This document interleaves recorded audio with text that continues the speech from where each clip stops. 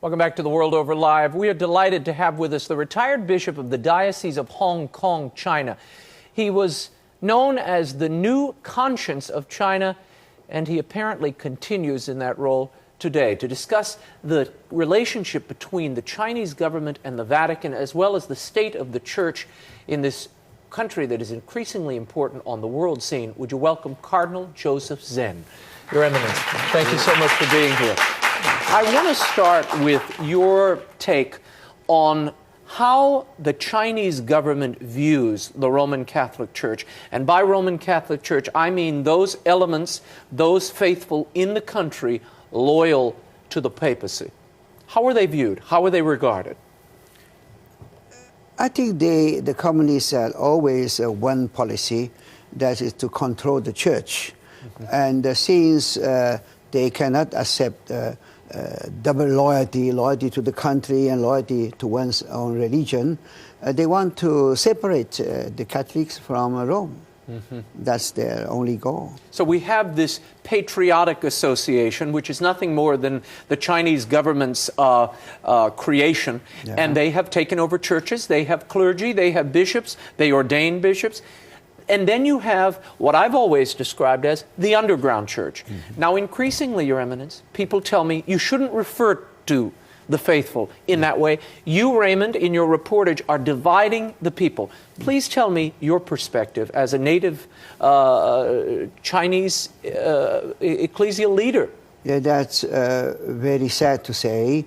This wrong policy has made our underground community frustrated, they fear abandoned, even considered inconvenient,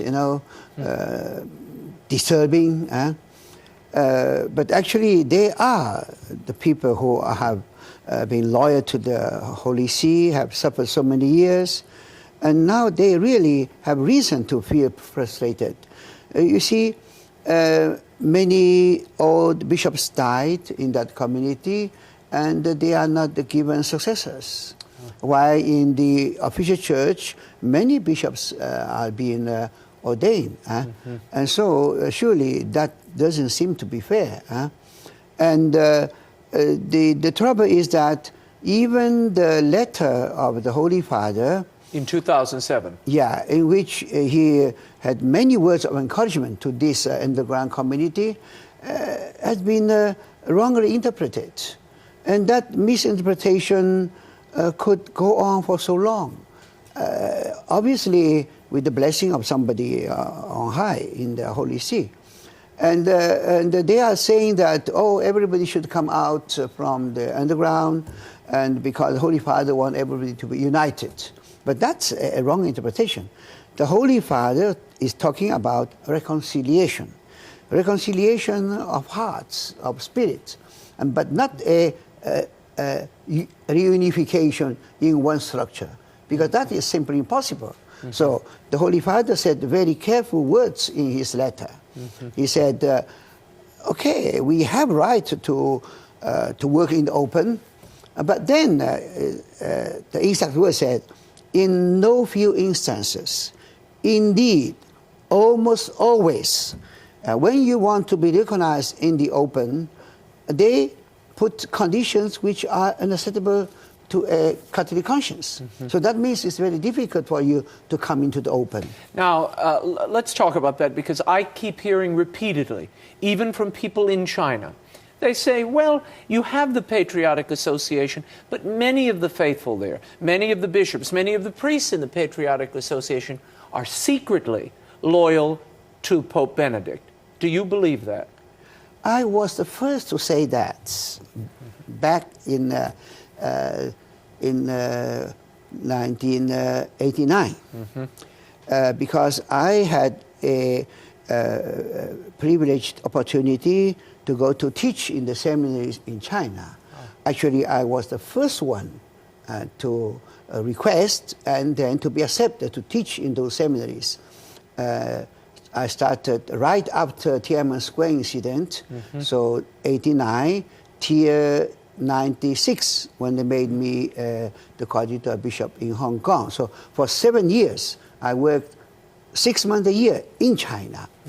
And then with my great pleasure, consolation, I discovered even in the so-called open church, everybody in their heart loyal to the Holy See. So I said publicly that we have only one church because everybody loved the Pope.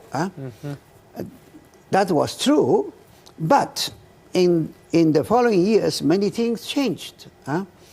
The Holy See, the Holy Father, was very generous to recognize many of those bishops in the open church who were ordained illegitimately. And then when they started choosing the young bishops in that open church by election, which is mostly manipulated, but still, when the candidate is acceptable, the Holy See approved those candidates. And that was very generous.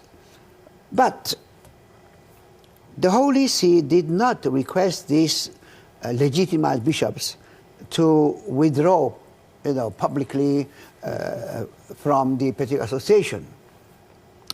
An obvious meaning is that they should work from within that church to change the situation. And that one was made very clear in the letter of the Holy Father of 2007. The Holy Father said, when you receive the communion with the Holy See, you must live coherently with your status. But many didn't do that. In the underground, sometimes they say, oh, these people in the official church, they are very happy to have this double-faced situation. They ride on the chariot of the independent church, and from time to time they just shout, "Long live the Pope!" And so that's very contradictory. Now, unfortunately, at the beginning, maybe those who are loyal are the majority. Those who are opportunists are very few. But the number surely has increased. And now we have a situation in November where you have illicit ordinations taking place. Now, I thought the Chinese government said, we will work with the Vatican and we will allow them to appoint the bishops and then approve them. Apparently, that's no longer the policy, because just in November, you had an illicit ordination where bishops, underground bishops, were rounded up and brought to this fake consecration. Not exactly underground bishops, but bishops already in the open. Actually, bishops are already many years in the open, except the one who is just recently came to the open church. Now, they choose all legitimate bishops to go to that, so very mischievous, you see. Validly ordained bishops approved by the Vatican. And then they use the force for some of them to bring them there. But unfortunately, several were not forced to go there. You can see that they are there willingly. So, this was an incredible surprise because for one whole year, there were many 9 ordination of bishops with approval of both parts. Now, you must remember that somebody at that time said, oh, now see, everything's all right. Beijing government accepts the bishop chosen by the Holy Father. I said, oh, come on. You are too optimistic. My suspicion is that the Vatican may have made too many concessions.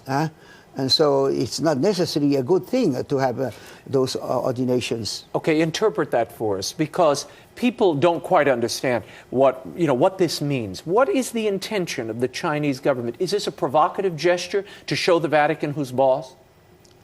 Oh, I think so. I would say it's a slap in the face of the Holy Father.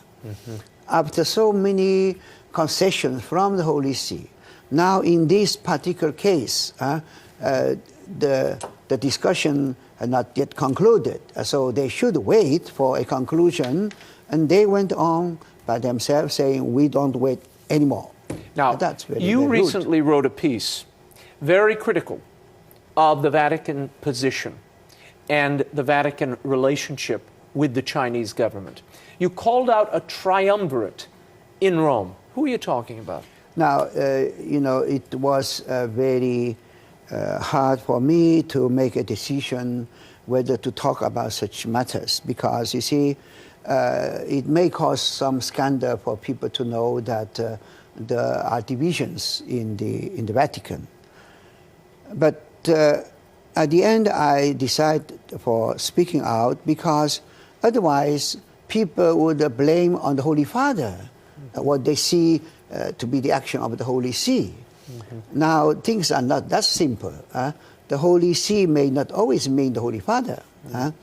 Actually, it's the Congregation for Evangelization which has the power of action. Mm-hmm. And so, seemingly, even the Holy Father has difficulty to intervene. Mm-hmm. And now it seems that he isn't intervening.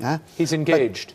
But for a long time, the Congregation for Evangelization followed a very wrong policy. Mm-hmm. And what is that policy? You charge that it's an appeasement policy. Yeah. It's similar to what was done in the Vatican before John Paul II in the relationship between the Vatican and the communist authorities in Russia. Exactly. You could suspect that long before, but now from the article by Father Hendricks, you see it clearly. Father Jerome Hendricks, tell us who he is and why you're so opposed to his vision of this relationship. I'm sorry that we seem to be two enemies. Actually, we worked very well together many years ago, mm-hmm. and he is a real China expert. And he did so many good things for the church in China. And he's a consultant to the congregation on evangelization. Yes, and with the help of the Louvain Catholic University, mm-hmm. he organized many sessions of on church administration, for example, for the new bishops in mm-hmm. China. Now, to carry on those initiatives, he needs always the permission of Mr. Liu Banyan. I suppose you know who is Mr. Liu Banyan. He is the head of the Patriotic Association in China. He is de facto Pope of mm-hmm. the Open Church. Mm-hmm. But we all agree that you have to accept that compromise. Now, if you want anything to be done, you need permission of Mr. Liu Banyan. Mm-hmm. That means he can decide on the list of the bishops taking part in those initiatives. So it was okay for once, twice, but in the long run, we realized that the side effect of those good things mm-hmm. are very bad, because you strengthen his position. Because now we've reached a situation where they're in open defiance of the Holy Father. He is all-powerful in front of the government. And so they see that the foreigners all obey to him. Mm-hmm. And then the bishops are more and more slaves under him.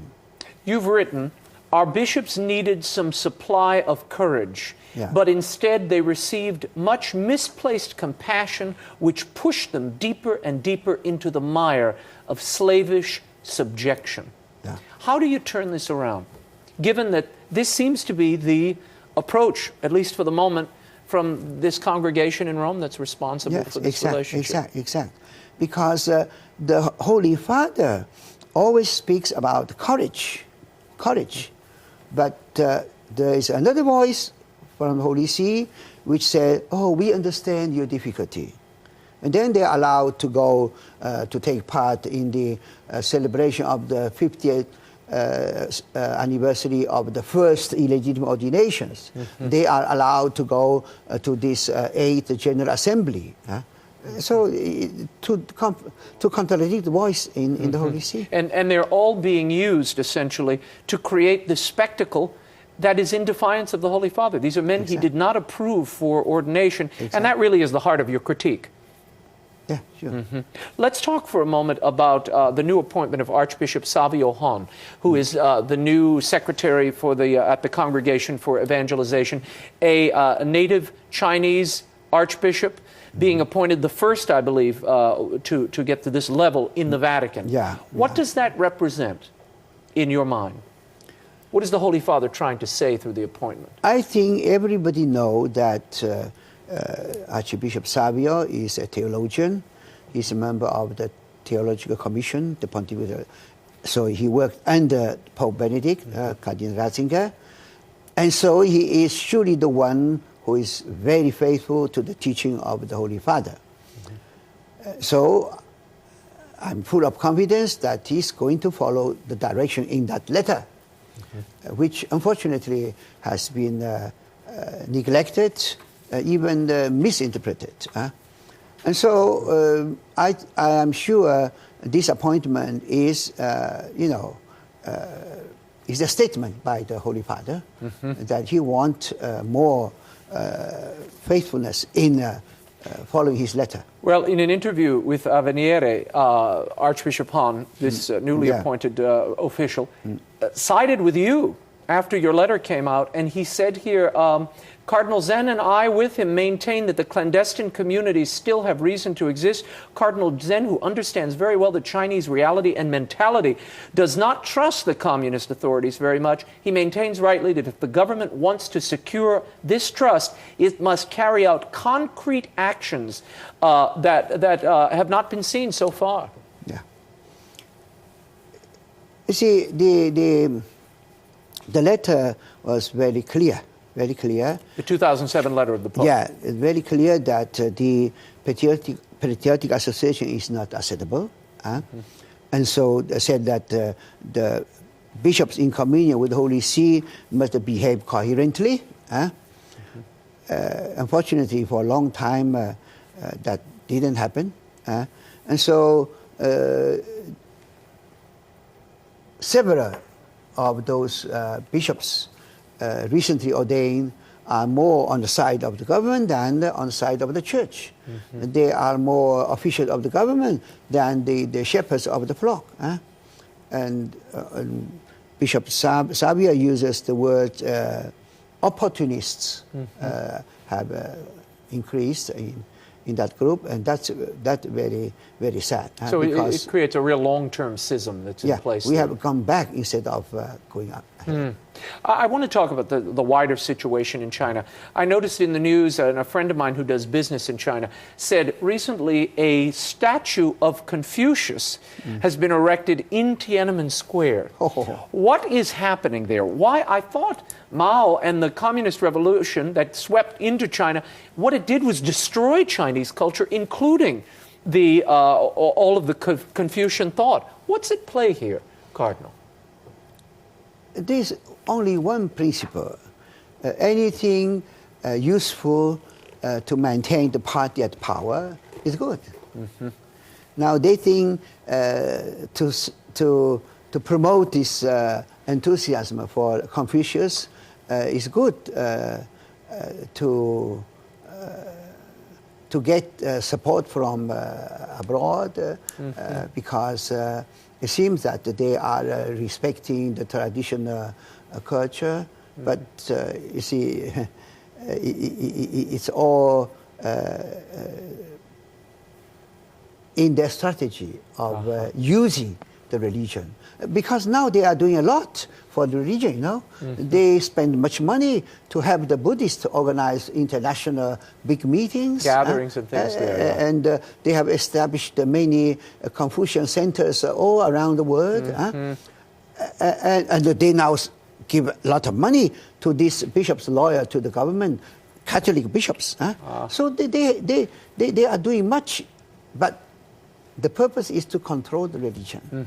Now they don't mind that the religion should survive. They have understood that this is unavoidable. So they just want to manipulate the religion. Someone was telling me the other day that the Chinese authorities are increasingly aware that there is this vacuum, if you will, that because of the one-child policy, you have so many young men running around with no women to domesticate them and no religion to tame them, and they're very concerned about what this means sociologically. Do you think that may be a bit of why they're turning to even these neutered forms of religion, whether it be the Catholic Patriotic Association or the Confucian thought? Yeah, everything useful for them to avoid more trouble, yeah. Where do we go from here, and what can Catholics around the world and in the United States do to help their brothers and sisters in this land, who continue to suffer, incidentally, in labor camps and under terrible persecution? Sure, and especially in the underground, now the community is split because of this confusion. And some try to go into the open, but then they find themselves in a difficult situation because that means to surrender to the government. And those who remain again still in the underground, they feel abandoned by the Holy See. When all the bishops die, they are not given successors.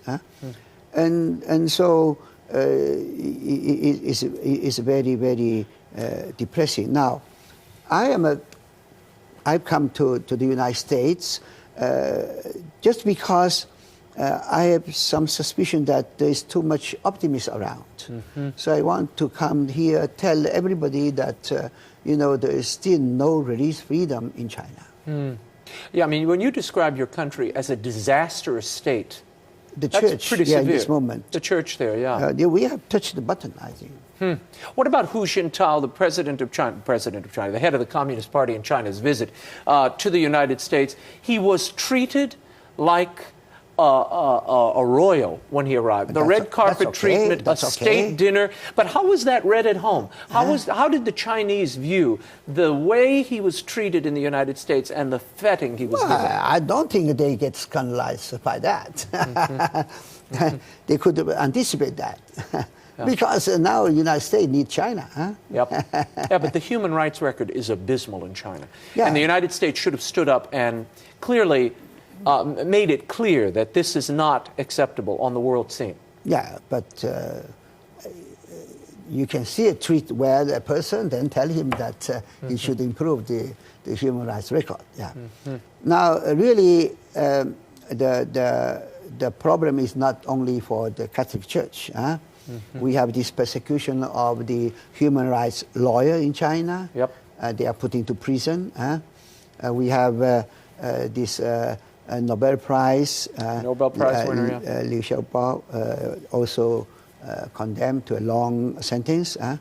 So you cannot be optimistic about the policy in China. In our final moments here, tell me about the state of those who have been arrested or are under house arrest in the underground church. How severe and widespread is this? Or is this very isolated to certain remote rural districts, as we've been led to believe in some of the press accounts? But in this century, even isolated incident of imprisonment just because of religion is enormous. We have still 2 bishops in prison for more than 10 years. Why? Just because they don't want to surrender to the government. Simply for religious reasons. And they even say, oh, they disappeared. We don't know where they are sometimes. It's ridiculous. But so 2 bishops and a dozen of priests are still in prison. Well, maybe today they don't ill-treat them. They don't torture them. But still they are deprived of freedom. How many people do you think are in the laogai, are in the labor camps in China? I've heard estimates of as much as 1 million people could be in I don't know nowadays because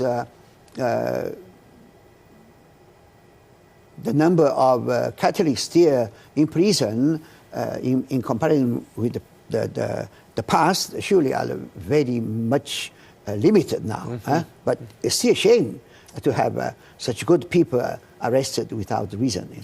Very good. Cardinal Joseph Zen, thank you for coming. Thank you for your outspoken voice, and we hope to see you soon. So let us pray. Thank you very much.